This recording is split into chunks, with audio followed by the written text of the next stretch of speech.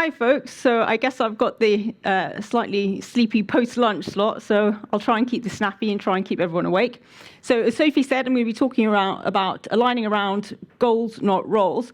And we're actually going to be talking about this in terms of how you can use this beyond technology. So some of the team topologies practice, but outside of technology. So in a nutshell, a little bit of a good way to describe it is thinking about stream-aligned teams extending outside of technology.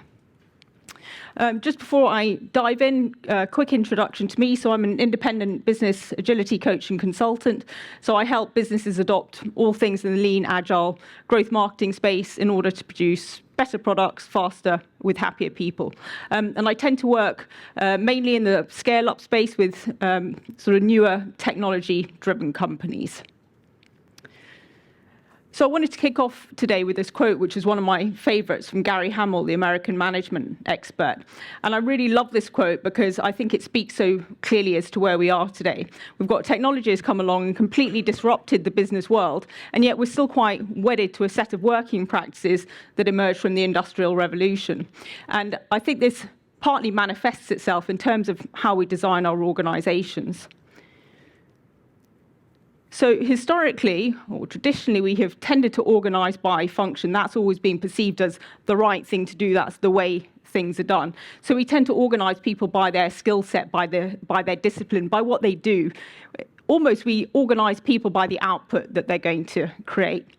The problem with this is that increasingly, and particularly in technology-driven companies, achieving strategic business goals isn't the job of just a single function. You tend to need input from multiple functions. So then what happens is you start to get this big network of dependencies forming. And you start needing teams of project managers and program managers to manage the flow of communication and manage the dependencies between these teams. There's this huge process overhead, the end result of which is you just start to slow down.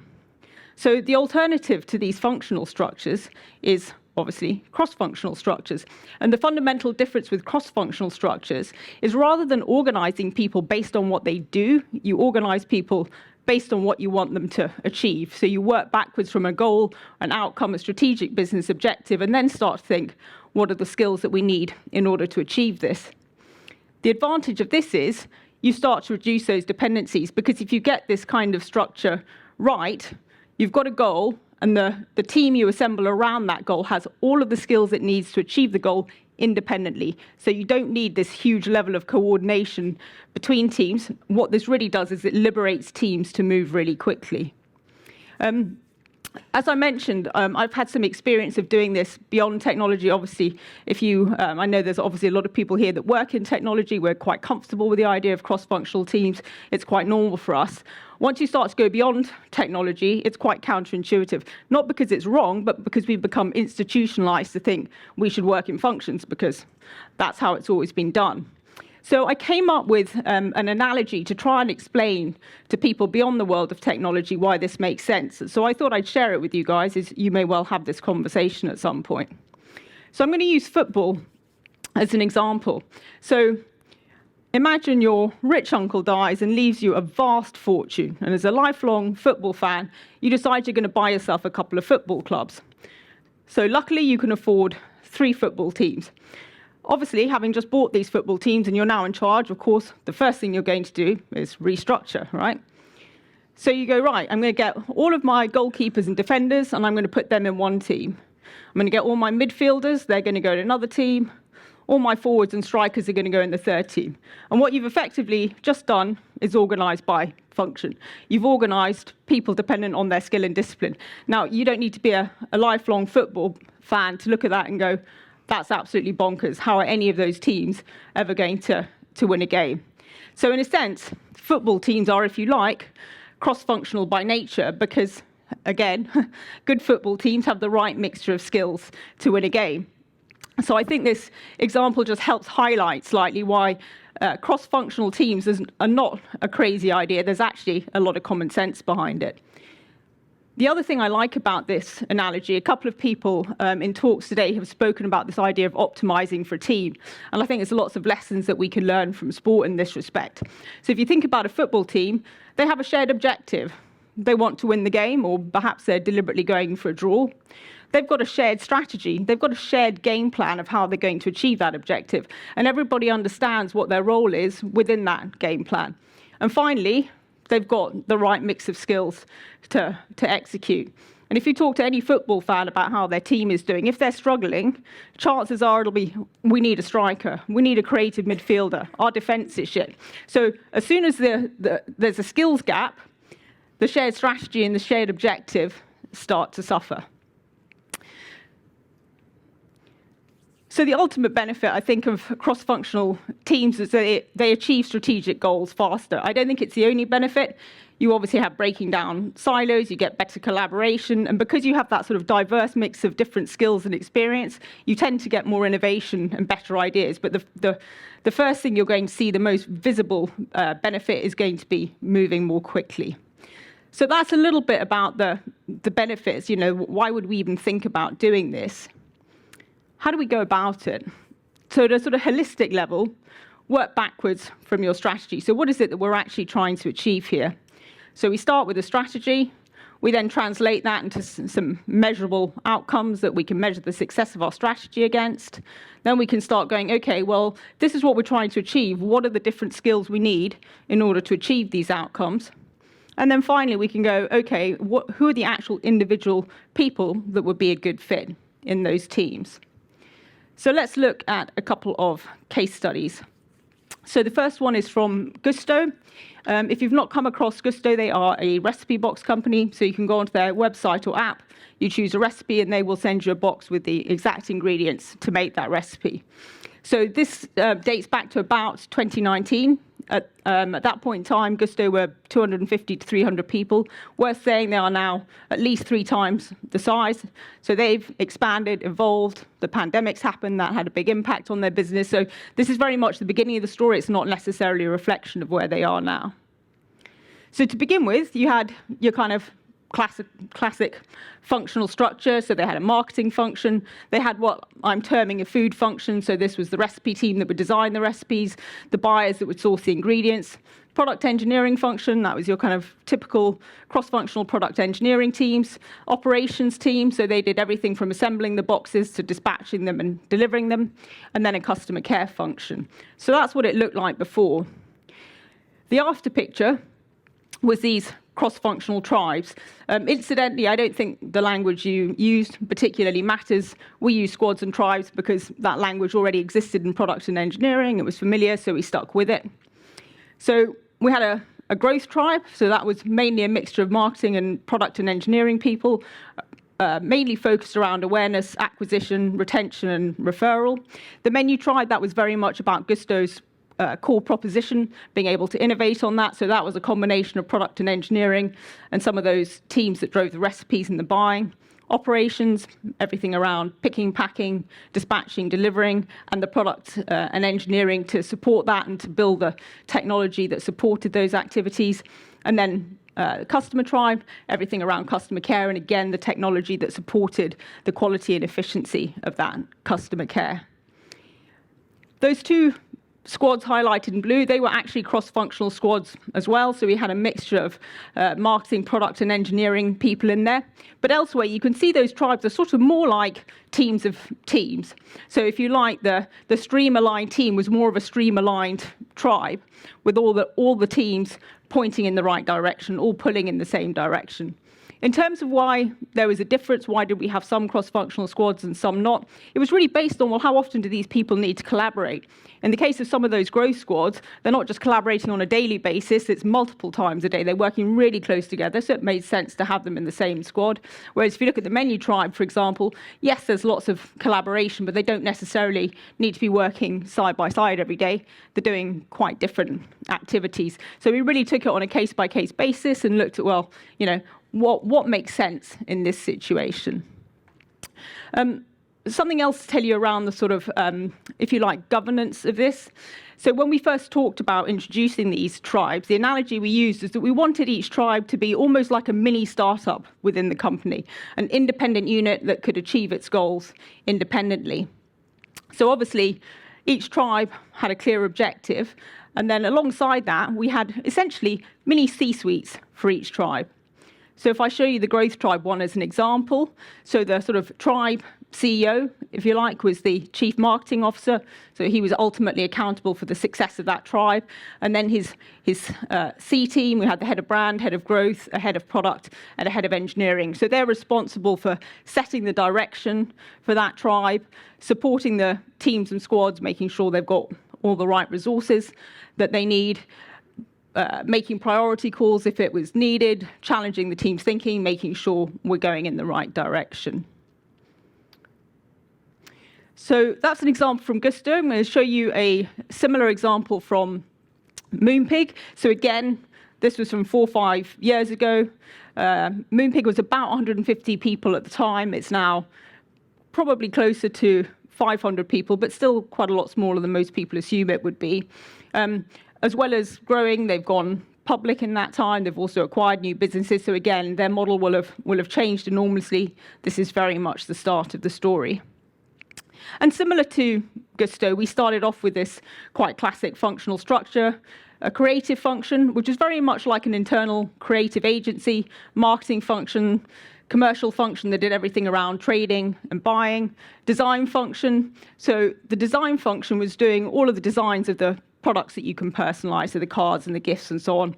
And then product engineering, again, working in cross-functional teams.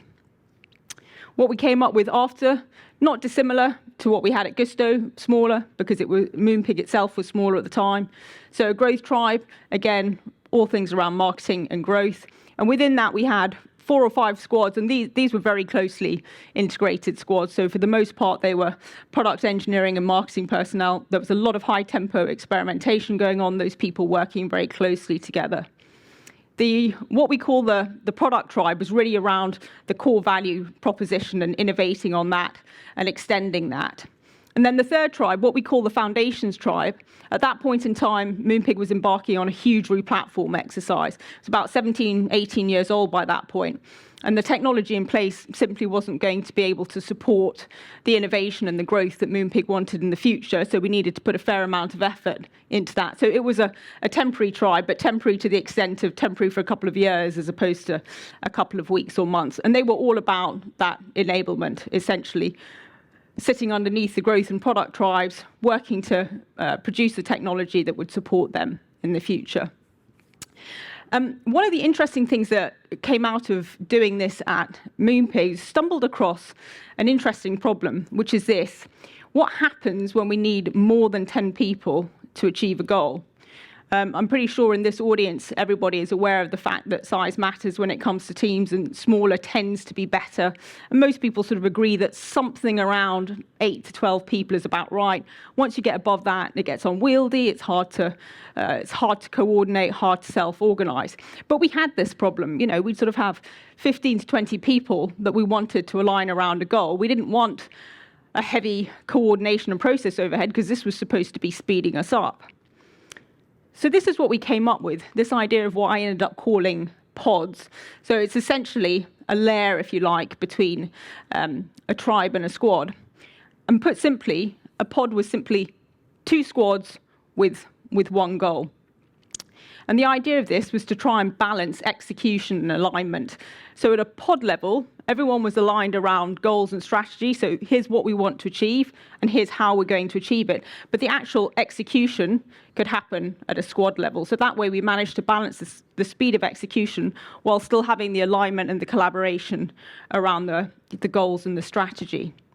So if I show you an example of what that looked like. So one of the pods we had was in the growth tribe, the retention pod. So these were the actual squads and the kind of skills that we had in there. So the retention CRM squad, so we had a mixture of marketing, design, and copywriting. And it's worth saying that that team itself was also newly cross-functional, because up until that point, we'd had a separate creative function and a separate marketing function, which meant that the cycle time around getting email content produced was anywhere from weeks to months. So just that one simple change, creating that cross-functional marketing team, reduced that lead time from weeks and months to hours and days. So just that had a dramatic impact. Then in the retention product squad, very much your classic product engineering squad, product design, engineering, and they had a shared analyst. So that's what we had in terms of the skills in the squads. In terms of goals, so obviously the long-term mission and purpose of the pod was retention and frequency. That's the alignment piece. That's what everybody is pulling towards. Beneath that, we had a couple of sub-metrics. So the CRM squad, mainly looking at things like open rate, click-through rate, engagement rate. Web squad, mainly focused on conversion. But all of those sub-metrics are all going to drive retention and frequency. So again, it's all pulling in the same direction. And in terms of how they work together, on a day-to-day basis. So there are things that happened at pod level and things that happened at squad level. So at pod level, let's agree a goal. So Moonpig used OKR, so that would have been a quarterly OKR. What are we focusing on for the next 3 months? Next step, okay, we've got a goal. How are we going to achieve that goal? Brainstorming and ranking ideas, very much a pod activity. We were very lucky in having a really excellent UX designer in that pod who ran fantastic brainstorms. The whole pod was involved, so that meant you had engineers coming up with ideas of how do we improve click-through rate on emails. You had copywriters coming up with ideas of how you produce improve conversion on the website. And the nice thing about that is you have real shared ownership because everybody is pooling into this pot of ideas. And also it means you come up with some really good ideas as well, because an engineer will come up with ideas for emails that an email team won't have thought of, and vice versa. So that all happened at pod level. So if you like, sort of forming that high-level backlog happened at a pod level, whereas the actual execution happened at squad level. So at that point, squads diverged. They're running their experiments, they're analysing results, but then the learnings from those are again coming back into the pod. So everybody is benefiting from that learning, and that in turn is feeding back into that backlog, influencing the next set of ideas that you're going to test, and also your future goal. So exactly that. At a pod level, aligning on goals and strategy. At a squad level, executing independently. And the reason I wanted to share this example in a bit more detail is I think it's quite a common scenario. Is, when you do have a bigger group of people and it's too big for a team, how do you get them to work effectively together? And I'm not suggesting this is always the answer, but it's quite a useful one to have up your sleeve.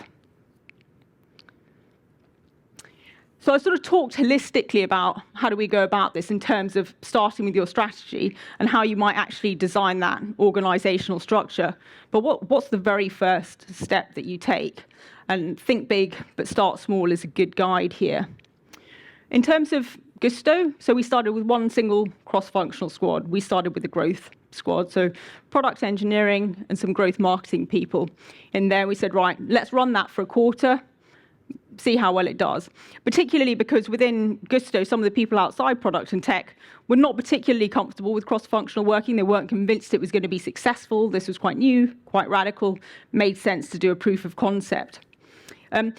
Very difficult to measure the success of something like this in terms of results because you can't A/B test it. You can't prove that the results that you generate are specifically because you've made this change. As it happened, the results were very good. But the other thing we did was to get the we sort of measured the squad by doing a survey at the beginning and end. So we were asking about things like alignment, enablement, autonomy, mission, those kinds of things. So we could do a before and after comparison, and we could see that all of these things had improved.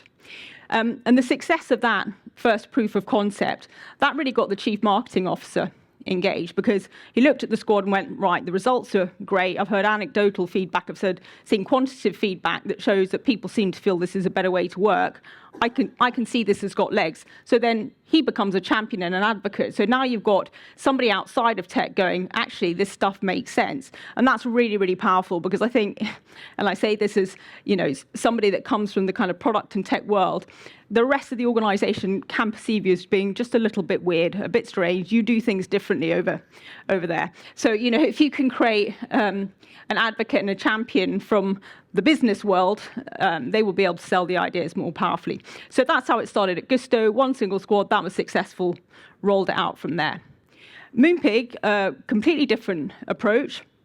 So at Moonpig, initially, we started with essentially cross-functional working groups.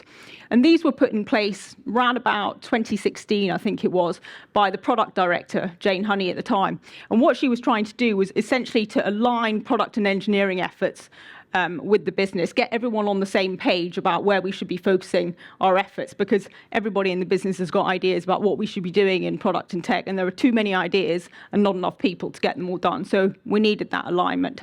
So these cross-functional working groups were almost like subsets of the squads that I showed you, but they were more of a sort of small leading community that would come up with the ideas. And it worked very well in terms of creating the alignment between business priorities and what we did within product and engineering. It didn't necessarily solve a lot of the business problems, which is why we moved beyond it. But one of the things it was really successful about doing was normalizing the idea of cross-functional working. People could start to see the benefits. So that created the buy-in, which meant when we went to the next phase and started rolling out these squads, we did it pretty fast. It was one after another at a speed which would normally be catastrophic. But because we already had this buy-in and there was some understanding of how this was going to work, we could move faster. I'm going to talk you through one last example of thinking big and starting small. And I wanted to share this because it's from a completely different context. So 26 Digital are an agency. So they have always worked in the agency way. There's a very specific kind of agency model and way of working. And in terms of 26's output, if you like, they do everything from marketing, brand, strategy, discovery, web development. There's a whole raft of capabilities that they have in order to serve their clients' outcomes. They were interested generally in becoming more agile.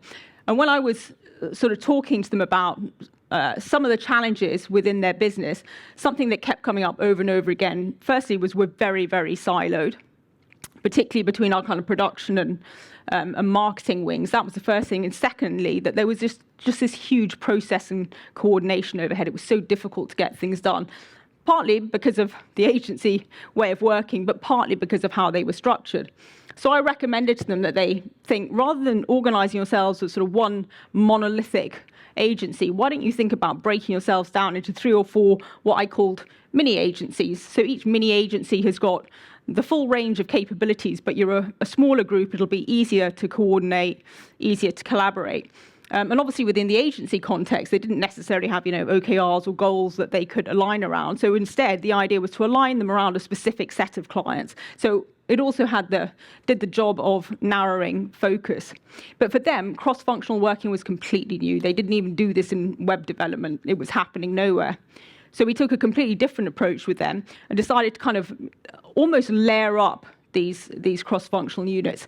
So we started in their production area with these 3 cross-functional teams, which, to everyone in this room looks pretty standard. But it was radical for them because they'd gone from having a project management team, a design team, a front-end team, a back-end team, a QA team. So just that first move was a big radical change.